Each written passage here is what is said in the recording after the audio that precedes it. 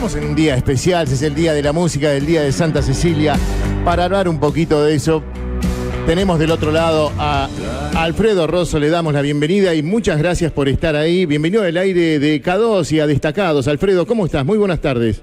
¿Qué tal? ¿Cómo están todos? Bueno. Pero muy bien, Alfredo. Vos sabés que hemos tenido la oportunidad, yo he tenido de hablar varias veces contigo aquí por diferentes motivos, tenía que ver con algún álbum, con algún músico, pero en este caso es una especie también de homenaje a vos porque vos sos el arte, sos la música, sos quien día a día con tu programa, con esos informes de la Casa del Rock Naciente, nos vamos enterando qué sucede, historias, acontecimientos, sabemos que te gusta muchísimo, que ves bandas nuevas, que nos haces escuchar, que nos haces descubrir, pero en este día muy especial, alguien especial como vos, Alfredo, que nos cuente cómo nació todo esto en vos.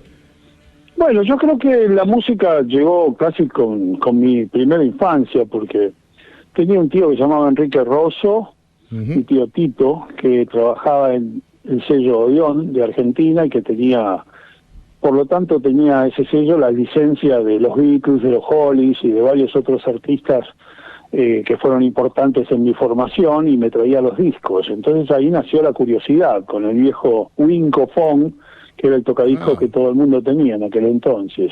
¿Es así? En una etapa un poco posterior, me empezó a interesar también, como me gustaba mucho el estudio de idioma inglés, me empezó a gustar leer revistas sobre música, y ahí nació un poco la idea de dedicarme al periodismo. Nació de una manera un poco espontánea, no es que haya estudiado periodismo, sino que un poco traduciendo esas revistas, metiéndome en la forma de escribir que tenían los redactores de aquella época, sí. Y después también leyendo revistas argentinas emblemáticas como Pin-Up o como Pelo, fui entendiendo que además de ser músico, de ser oyente, había un rol intermedio que era interesante, que era conectar el creador con el receptor, ¿no? Y así empezó mi tarea en la prensa escrita y en la radio. Y seguro, Alfredo, bueno, por tu edad, en ese momento difícil, estamos hablando de que no había redes sociales, no había nada, ¿y cómo te llegaban las revistas de afuera? ¿Las conseguías? ¿Tenías algún amigo, viste, que decía, mira, yo tengo una azafata que viene, tengo un comisario de a bordo que nos puede traer y que te llega? Porque por ahí los álbumes de afuera venían en los vinilos con información adentro, entonces vos ibas recopilando cosas, pero esa información de revistas, ¿cómo te llegaban? Mira, acá había una librería llamada Rodríguez en el centro de Buenos Aires que traía dos revistas que para mí fueron muy importantes y lo siguen siendo, New Musical Express y Melody Maker. En aquella época llegaban con 3 meses de demora porque venían por barco, pero imagínate, el mundo quedaba mucho más lejos, entonces la sensación era de que con tal de recibir esa información, 90 días no era nada, ¿viste? Claro. Entonces, de repente te enterabas de primera mano de la carrera de grandes grupos. Cuando yo empecé a leer esas revistas era un poco el auge del rock progresivo, del rock sinfónico, ¿no? Entonces llegaban noticias de Yes, de Emerson Lake and Palmer, de Genesis, de King Crimson, y así fue un poco como fui enterándome de que existía una prensa de rock que era una prensa seria, o sea, seria en el sentido de que analizaban las canciones, hacían preguntas pertinentes a los músicos acerca de su arte y acerca de lo que pensaban de otros temas. Y entonces se fue generando en mí una idea de tratar de emular esa estrategia, no la forma de escribir necesariamente, pero sí la estrategia de mantener la capacidad de asombro abierta, de investigar acerca de nuevas bandas, acerca de lo que decían las letras de las canciones, quién hacía el arte de tapa, en fin, un poco todo lo que tiene que ver con el métier en el cual me fui metiendo a partir de 1975-76. Mirá vos, y vos sabés que yo admiro tu trabajo, seguramente muchos también, porque hoy podemos tener una computadora, bueno, yo tengo 58 años, hoy puedo tener un ordenador y voy buscando y guardo todo, pero en tu caso, cuando tenías, ¿qué hacías? ¿Cortabas, pegabas, buscabas algo, y te armabas una carpeta? ¿Cómo era tu trabajo? Mira, en general, yo tuve la suerte también de empezar a trabajar en una grabadora que tenía licencia de catálogos extranjeros, que era Music Hall, y llegaban biografías de todos esos artistas, muchos de los cuales son ampliamente conocidos, como Led Zeppelin, como Yes, como King Crimson, en fin. artistas de los cuales llegaban biografías y llegaban fotos. Entonces ese material yo lo utilizaba no solo para hacer la prensa de los discos que editaba, porque yo tenía ese trabajo de editar los discos en Argentina, hacer la versión argentina de un disco inglés o estadounidense o de otros países. Entonces utilizaba ese material, pero también lo utilizaba para mis notas en Expreso Imaginario y también lo utilizaba para tener información al hablar por radio. De modo que tenía una situación un poco privilegiada porque ese material por lo general ya llegaba en los años 70 por vía aérea. Pero había mucho de investigación personal también, ¿no? Había mucho de tratar de conseguir, como fuere, las primeras enciclopedias que salían de rock. Porque el rock empieza a especializarse y empiezan a haber biografías un poco más profundas y un poco más abarcativas, digamos, en los años 70, ¿no?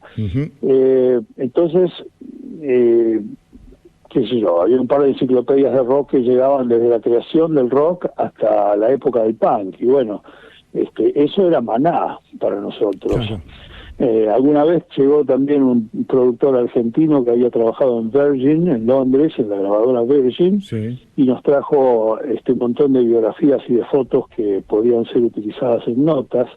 En fin, había como una especie de equipo de gente que se ayudaba mutuamente para que estas notas pudieran ser realidad. Y a veces directamente se levantaban fotos de otros diarios, ¿viste? Sí. Lo principal era tener una ilustración de un artista, aunque la foto fuera un poco granada, ¿no? Aunque tuviera demasiado grano. Obviamente, a medida que se fue profesionalizando más la cosa y que aparecieron nuevas tecnologías y aparecieron las redes sociales y todo eso, las he utilizado como cualquier otra persona. Buenísimo. Y de eso no estás en contra porque por supuesto te sigue ayudando y ayudar a seguir conociendo, porque podés subir cosas que vos tenías antiguamente y la gente nos seguimos sorprendiendo. ¡Wow! Mirá lo que tiene. No, desde ya que yo uso las redes sociales lo más que puedo. No soy de estar 24 horas arriba de las redes de una forma u otra, no soy de ser suscrito a todas las redes sociales, pero utilizo las que necesito para mi métier, ¿no? Sí. Y ha sido muy útil para conocer música de lugares de los cuales es imposible conseguir discos, por ejemplo. ¿Viste el nacimiento ahí casi del rock nacional, desde el rock que se fue creando desde afuera, lo fuiste investigando? ¿Cómo lo ves ahora? ¿Fue evolucionando nuestro rock, el rock en el mundo? ¿Viste? Por momentos había un parate, seguía, decía, en los 80 que un poquito más, todos hacían, por ejemplo, te digo, Rolling que se tiraba a hacer siempre estar en la vanguardia y en el momento. Si tenían que hacer música disco, lo tenían que hacer. Si tenían que hacer un funk, y salían y eran precursores y decían, bueno, estamos con todo y lo seguís escuchando, siguen siendo lo mismo y están ahí, siguen siendo ahí arriba. En Argentina la creatividad nunca se detuvo. De hecho, para mí es un gran momento el que existe dentro del rock. Lo que ocurre es que el rock ha vuelto a su cuna underground, es decir, en este momento hay un montón de otras músicas que concitan la atención popular y hay artistas que tienen otros estilos que a lo mejor llenan 5 estadios con esos estilos, con ese otro tipo de música. Pero en definitiva siempre fue así, salvo un pequeño periodo en los años 80 en que el rock argentino fue un género muy vendido, incluso se exportó al exterior con mucho éxito. Si vos mirás los rankings de ventas de discos del año 1970, 69, 71, cuando nosotros teníamos Almendra, Manal, Boxley, no vas a ver a ninguno de esos grupos en el ranking. El ranking estaba dominado por Rafael, Salvatore Adamo, qué sé yo, Música en Libertad. Por ahí los iracundos, todo lo que había. Sí. A mí me llama la atención que la gente no entienda eso, ¿no? Que cuando dicen ahora, por ejemplo, a ver, Marina Fajes, esa chica que te gusta tanto, esa cantautora, ¿por qué no es más popular? Bueno, no es más popular porque las circunstancias son distintas a la de otra música. No es una música tan masiva, pero es una música que tiene otro tipo de recompensas. La música que es más compleja, la música que desafía un poco la capacidad de asombro, la música que te ofrece una visión de la vida tal cual es decir, ilógica muchas veces, llena de momentos fluctuantes. Personalmente es la música que más me gusta, porque es la música que mejor refleja la vida de todos los días. A mí me encanta el arte como un reflejo de la vida. Pero esa música no puede competir en fama con la música que te ofrece recompensas fáciles, recompensas sencillas. No quiero decir que estén mal esas recompensas sencillas, porque la gente necesita sus placebos. Exacto. Y necesita sus consuelos, ya sean futbolísticos, ya sean musicales, ya sean de cualquier tipo. Pero el rock siempre si de alguna forma se puede vanagloriar de algo, se ha vanagloriado por contar la vida como es. Y eso lo podés descubrir en una letra de Charly García, lo podés descubrir en una letra de Peter Hamill, o de los Beatles, o de los Rolling Stones, o de Bob Dylan, o de, qué sé yo, Luis Alberto Spinetta, o Palo Pandolfo, en fin. Es verdad. Los ejemplos son enormes y hoy en día tenemos muy buena representación, con además una cosa que a mí personalmente me hace sentir bien, que hay un poco más de ecuanimidad de género, o sea, tenemos cantautoras y músicas increíbles en este momento. A mí me sale siempre de la boca Sol Baza, Cam Beskin, Lucy Patané, Paula Mafia. El otro día fui a una banda que se llama Wesley, maravillosa, donde canta la cantante de Fémina. Es decir, y eso solamente estoy hablando del radio de Buenos Aires, de Capital y Gran Buenos Aires. Imagínate lo que debe estar pasando en todo el país, inclusive, donde ustedes están debe haber algún par de bandas maravillosamente underground que están tratando de abrirse paso. Lo que ocurre es que ya esa fácil zanahoria de la fama, que como dice el tango, la fama es puro cuento, ya no tienta a nadie, porque nadie se lo cree eso, ¿viste? Nadie cree que va a venir un productor y te va a llevar a ganar miles de dólares, ¿viste? Exacto. Entonces los grupos y los solistas tocan por el placer de tocar, por supuesto que quieren vivir de la música, pero se dan cuenta de que el vivir de la música es parte del riesgo de la profesión que han adoptado, ¿entendés? Y no que vivan de ellos otros, ¿no es cierto? Porque por ahí tendrás algún Exactamente. Bueno, hoy en día la tecnología permite eliminar la figura de el productor chanta y de las grabadoras que te hacen perder el tiempo tratando de modificar tu mensaje. Claro que entonces vos podés aliarte con grabadoras que respeten tu trabajo, o podés ser vos tu propia grabadora. Como lo hacen muchos, exacto. No cuesta mucho dinero grabar vos tu propio disco, y con un poco de ingenio y gracias a las redes sociales lo podés difundir. Podés trazar alianzas con músicos de otras partes de nuestro inmenso territorio, inclusive de toda América Latina y del mundo, y esto lo están haciendo.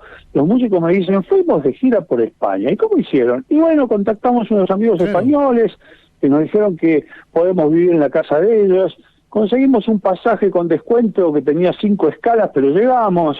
O sea, el ingenio en el arte es fundamental, ¿no? Y eso está bueno que ocurra, Alfredo. Pero me parece fantástico. Y en un día como hoy, que se celebra justamente el Día de la Música, me parece bárbaro que estemos en la presencia de una movida tan interesante, que además no se limita a una cuestión taxativa, rock, sino que hay cada vez más fusiones, y las fusiones están bien, renuevan la sangre. El rock nunca fue puro, el rock es la consecuencia del blues, del rhythm and blues, del country, del jazz, de un montón de géneros.